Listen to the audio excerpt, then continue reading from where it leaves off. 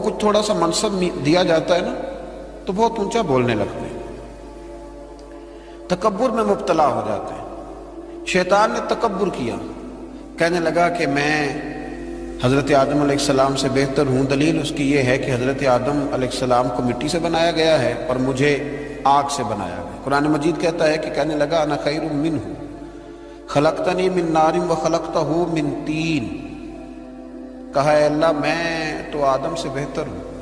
اللہ کو کہہ رہا ہے، رب کریم کی بارگاہ میں کہہ رہا ہے، کہتا میں تو بہتر ہوں۔ بھائی بنانے والے کو تو پتا ہوگا نا کہ کون بہتر ہے، یہ رب کریم کو زیادہ پتا ہے یا دلیل دینے والے کو پتا ہے؟ یہاں بھی بہت سارے بڑے جب بات کرتے ہیں تو چھوٹے دلیلیں دینے کی کوشش کرتے ہیں۔ کہا میں بہتر ہوں کیونکہ اسے مٹی سے بنایا گیا ہے اور مجھے آگ سے بنایا گیا ہے۔ تو کمال دیکھیے، متکبر کا جو سزا اور اس کا جو علاج قرآن پاک نے بیان کیا وہ ذرا غور فرمائیے۔ دلیل نہیں دی اللہ تعالیٰ نے، یہ نہیں فرمایا کہ تو غلط کہہ رہا ہے۔ متکبر کا علاج کیا، یہ نہیں فرمایا کہ یہ تو غلط بات کر رہا ہے، بات اس طرح نہیں ہے، کوئی دلیل نہیں دی، بلکہ ارشاد کیا فرمایا؟ فرمایا فَخْرُجْ مِنْهَا فَإِنَّكَ رَجِيمٌ، نکل جا یہاں سے، تو ہے ہی لعنتی، تو نکل یہاں سے، ختم ہوگی بات۔ وَإِنَّا عَلَيْكَ لَعْنَتِي إِلَى يَوْمِ الدِّينِ، اور یہ لعنت تیرے اوپر وقتی نہیں ہے، یہ لعنت قیامت کے دن تک تیرے اوپر برستی رہے گی۔ جس نے تکبر، دیکھیں نا، جو آدمی الجھ جائے گا اس کو تو دلیل دی جائے گی، تو جو تکبر کرے گا، ایک آدمی کہیں الجھ گیا ہے اس کو ضرورت ہے کہ اس کی تربیت کی جائے، اور ایک تکبر کر رہا ہے، تو متکبر کے بارے میں رب کریم نے یہ ارشاد فرمایا کہ اس کو دلیل تھوڑی دی جا رہی ہے، اس کو تو کہا جا رہا ہے فَخْرُجْ مِنْهَا، تو یہاں سے بس نکل جا۔ یہ سزا ہے متکبر کی۔ دنیا میں پہلا گناہ جو کیا گیا وہ تکبر ہے، اپنے آپ کو بڑا جاننا اور دوسرے کو چھوٹا سمجھنا۔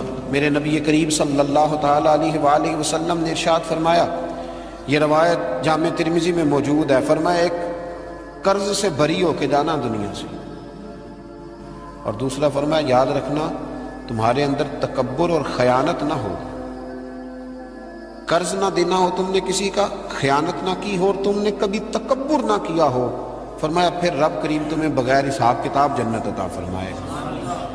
ان چیزوں سے بچنا، گویا حضور فرماتے ہیں ان سے تم بچ گئے نا تو باقی گناہوں سے خود بخود بچ جاؤ گے، باقی معاملات خود بخود سمٹ جائیں گے۔ ان سے بچ کے رہنا، محفوظ رہنا۔ تکبر بہت کیا جاتا ہے، کسی کو اپنے علم پر تکبر ہونے لگا ہے، کسی کو اپنے عمل پر تکبر ہونے لگا ہے، کسی کو سلطنت کے ہونے پر تکبر ہونے لگا ہے۔ کچھ لوگ کہتے ہیں میں جانتا زیادہ ہوں اس لیے میرے اندر تکبر ہے۔ کچھ لوگ ایسے ہیں جن لوگوں کو برادری پر اور نسب پر تکبر ہونے لگا ہے۔ بڑے بڑے لوگوں نے تکبر کیا، فرعون نے بھی تکبر کیا اور کہنے لگا کہ میں تو رب ہوں۔ پھر رب کریم نے اسے سمندر کی، دریا کی لہروں کے حوالے کیا۔ کل تک جو لوگ اس کے اشاروں پہ چلتے تھے نا، جب وہ غوطے کھا رہا تھا نا دریا کے اندر تو پھر روتا تھا کہ کوئی مجھے بچا لے، کوئی مجھے بچا لے۔ اس نے غوطے کھائے اور کہنے لگا کہ میں حضرت موسیٰ اور ہارون کے رب پر ایمان لاتا ہوں، پر اب تو سارا کچھ دیکھ داکھ کے مان رہا تھا نا، تو اس کا ایمان بھی قبول نہ ہوا، پھر پھینک دیا گیا سمندر سے باہر۔ آج تک نشان عبرت بنے ہوئے ہیں یہ لوگ۔ نمرود بھی کہتا تھا کہ معاذ اللہ میں خدا ہوں، اور جب حضرت سیدنا ابراہیم خلیل اللہ علیہ السلام نے فرمایا نا کہ آسمان تو رب تو وہ ہے جو آسمانوں کا رب ہے، رب تو وہ ہے، اللہ تبارک و تعالیٰ نا اس متکبر آدمی کو آزماتا ہے، اسے تھوڑا سا موقع اور دیتا ہے، تو یہ سمجھتا ہے میرا روب چل رہا ہے، اللہ اسے آزماتا ہے، یہ سمجھتا ہے کہ دیکھا میرا جو ہے وہ میرا عصا، میرا ڈنڈا صحیح کام کر رہا ہے، حالانکہ اللہ تو موقع دے رہا ہے، اور جب پھر وہ کھینچتا ہے پھر حضور علیہ السلام فرماتے ہیں تمہارے رب سے سخت کسی کی پکڑ ہوتی نہیں۔ یہ سمجھتا ہے کہ دیکھا نا میں جیسے کہہ رہا ہوں ویسے نظام چل رہا۔ نمرود کہنے لگا میں رب ہوں، تو حضرت ابراہیم علیہ السلام نے فرمایا رب تو وہ ہے جو آسمانوں زمینوں کا رب ہے۔ کہنے لگا اچھا، اس نے نا تیر چلائے آسمان کی طرف، معاذ اللہ رب کریم کو قتل کرنے لگا، تیر چلائے، تو اللہ نے اس کا امتحان لیا۔ تیر جب اوپر جاتا تھا تو خالی ہوتا تھا، واپس آتا تھا تو اس کو خون لگا ہوتا تھا۔ کہنے لگا دیکھا نا پھر دیکھا نا میں نے کیا کر دیا، کتنا بڑا بادشاہ، پوری دنیا پہ حکومت کرنے والا، پر مالک کی بے نیازی کے قربان جائیں، ایک مچھر ہی گھسا ہے ناک میں اور پھر وہ مچھر نکل نہیں پایا، پھر اس مچھر نے اس کو مار ڈالا۔ تکبر والے لوگ جب تکبر کر رہے ہوتے ہیں، جب بول رہے ہوتے ہیں تو کہہ رہے ہوتے ہیں تو مجھے جانتا نہیں، تجھے میرا پتہ نہیں، وہ تو کس سے بات کر رہا ہے، تجھے خبر ہے تو کس کے ساتھ گفتگو کر رہا ہے۔ اور بھائی بڑے بڑے اونچے بولنے والے، پھر اس طرح ان کی آوازیں بند ہوئی کہ کوئی ان کی سننے والا نہ ملا، بڑے بڑے اونچے جملے کہنے والے اس تیزی کے ساتھ خاموش ہوئے کہ پھر دوبارہ انہیں احساس تک نہ ہوا کہ ہمیں بولنا بھی آتا تھا۔ کیا حیثیت ہے انسان کی، اس بات پہ تکبر کرتا ہے۔ میرے شیخ کامل رحمۃ اللہ علیہ، میرے اصحاب رحمۃ اللہ علیہ فرمایا کرتے تھے، انسان تجھے صرف 2 وقت روٹی نہ کھانے کو دی جائے تو اپنی ٹانگوں پہ چل نہیں سکتا، اور 10 راتوں کی بات نہیں، 1 رات نہ تجھے سونے دیا جائے، صرف 1 رات، تو اگلے دن تو اپنی ٹانگوں پہ کھڑا نہیں ہو سکتا۔ تکبر کس بات کا، کس بات کا تکبر؟ ایک سر میں ہلکا سا درد ہوتا ہے اور تیرا سارا وجود تجھے نڈھال کر دیتا ہے، کس بات کا تکبر؟ لیکن اس کے باوجود لوگ پھولے نہیں سماتے، باتیں کرتے ہیں تو بچ بچ کے، گفتگو کرتے ہیں تو کھول کھول کے، اور ہر تیسرا آدمی آ کر کے پوچھتا ہے کوئی حکم ہوا تو بتائیے گا، کوئی حکم ہوا تو بتائیے گا۔ تکبر صرف ایک ذات کرے گی اور وہ ہے رب کریم کی ذات، کیونکہ وہ سب سے بڑا ہے، وہ اللہ اکبر ہے، وہ اللہ اکبر ہے۔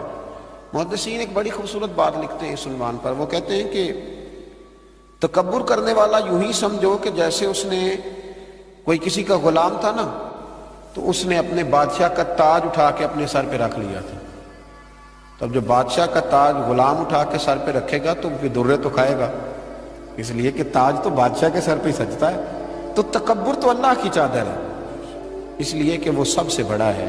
تو اب اگر کوئی شخص اس چادر کو پکڑے گا اور کہے گا نہیں مجھے بھی بڑا بننا ہے، تو پھر درے تو وہ کھائے گا، پھر آزمائش سے تو اسے گزرنا ہے۔ کبھی بھی اپنے آپ کو بڑا نہ جانے، اور ویسے بھی انسان باتوں سے تھوڑی بڑا ہوتا ہے، بڑا تو اپنے اخلاق سے ہوتا ہے، بڑا تو اپنے کردار سے ہوتا ہے، بڑا تو وہ اس طرح ہوتا ہے کہ اگر اس کے اندر کچھ چیزیں پائی جائیں جن سے محسوس ہو کہ یہ انسان بڑا ہے، تو وہ رویے اس کے بتاتے ہیں یہ کتنا بڑا ہے۔ میرے نبی کریم صلی اللہ تعالی علیہ وسلم نے فرمایا یہ جو تکبر کرنے والے لوگ ہیں نا، قیامت کے دن اللہ انہیں چیونٹیوں کی شکل میں مسخ کر دے گا، چیونٹیوں کی شکل میں اللہ انہیں مسخ کرے گا۔ اور فرمایا اللہ تعالیٰ کو یہ اترا کے چلنے والے، تکبر کرنے والے لوگ پسند نہیں آتے، بھاتے نہیں رب کریم، یہ جو اس انداز میں چلتے ہیں یہ اللہ کو بھاتے نہیں، عاجزی انکساری۔ اور میرے نبی کریم علیہ السلام نے 2 جملوں میں بات بڑے انداز میں سمجھائی، فرمایا تو اللہ کی رضا کے لیے جھک جا، اللہ تجھے عزتیں عطا فرما دے گا۔ تو رب کریم کی رضا کے لیے جھک جا، اللہ تجھے عزتیں عطا کرے گا۔ مختلف لوگوں کو نا مختلف قسم کا بخار ہوتا ہے، کچھ لوگوں کو حسب و نسب کا بہت بخار ہوتا ہے، بہت بڑا بخار ہوتا ہے کہ میں فلاں قبیلے سے ہوں، میں فلاں قبیلے سے ہوں۔ میرے رب کریم نے وضاحت کر دی، فرمایا ان اکرمکم عند اللہ اتقاکم، اگر تو اللہ کی نظر میں عزت لینا چاہتا ہے تو پھر تجھے متقی پرہیزگار بننا پڑے گا۔ باقی تو سب حضرت آدم کی اولاد ہے، سب حضرت آدم کی اولاد، سب۔ اعلیٰ حضرت فاضل بریلوی رحمۃ اللہ تعالیٰ علیہ تشریف فرما تھے تو حجام آیا ہوا تھا حجامت کرنے کے لیے، وہ اعلیٰ حضرت رحمۃ اللہ علیہ کا خط بنا رہا تھا، بال تراش رہا تھا، مونچھیں تراش رہا تھا، تو ایک بہت نواب بھی کبھی کبھی ملنے آیا کرتے تھے، تو وہ حجام صاحب ابھی بیٹھے تھے چارپائی پہ، تو وہ صاحب آ گئے جو کبھی کبھی آیا کرتے تھے، بڑے سیٹھ تھے، تو سرکار اعلیٰ حضرت نے فرمایا کہ میاں بیٹھ جاؤ آپ بھی، کہنے لگا انہی کے ساتھ بیٹھ جاؤں۔ فاضل بریلوی فرمانے لگے اگر ان کے ساتھ نہیں بیٹھ سکتے تو تشریف لے جائیے، کیونکہ میری مجلس میں جو آتے ہیں وہ سارے برابر ہی ہوتے ہیں، یہاں جتنے آتے ہیں وہ برابر ہوتے ہیں، اگر آپ ان کے ساتھ نہیں نہ بیٹھ سکتے صاحب تو پھر آپ گھر جائیے۔ اگر ان کے ساتھ نہیں بیٹھ سکتے، حضرت ابو ذر غفاری رضی اللہ تعالیٰ عنہ خود سنایا کرتے تھے، رویا کرتے تھے اور مزہ لیا کرتے تھے، فرماتے تھے ایک دن نا حضرت بلال حبشی سے بحث ہو گئی تھی، میری زبان سے نکل گیا تھا وہ حبشن کے بیٹے جناب بلال حبشی رضی اللہ تعالیٰ عنہ مسجد نبی میں پہنچے، حضور کا چہرہ انور دیکھ کے رو پڑے، تو کریم محبوب نے فرمایا بلال تو روتا کیوں ہے؟ عرض کی حضور لوگ مجھے حبشن کا بیٹا کہتے ہیں۔ تو یا رسول اللہ صلی اللہ تعالی علیہ وسلم یہ تو اللہ کی تقسیم ہے، اس نے کس کو کس خاندان میں پیدا کیا۔ میرے محبوب نے ممبر سجایا، صحابہ کو بلایا، فرمایا میں نے تو جاہلیت کی باتیں پیروں تلے رون دی تھی، ابھی بھی جاہلیت کی باتیں پائی جاتی ہیں، لوگوں کو کیا ہو گیا وہ بلال کو حبشن کا بیٹا کہتے ہیں؟ حضرت ابو ذر غفاری خود بتایا کرتے دے کے حضور آکھن منگتے دی خیر ہووے، دے کے حضور آکھن منگتے دی خیر ہووے، منگتا کبے سخی دے، منگتا کبے سخی دے، بوہے دی خیر ہووے، دے کے حضور آکھن منگتے دی خیر ہووے، دے کے حضور آکھن۔ اور جنت بڑی جگہ لگیا جڑی جگہ تے، جنت بڑی جگہ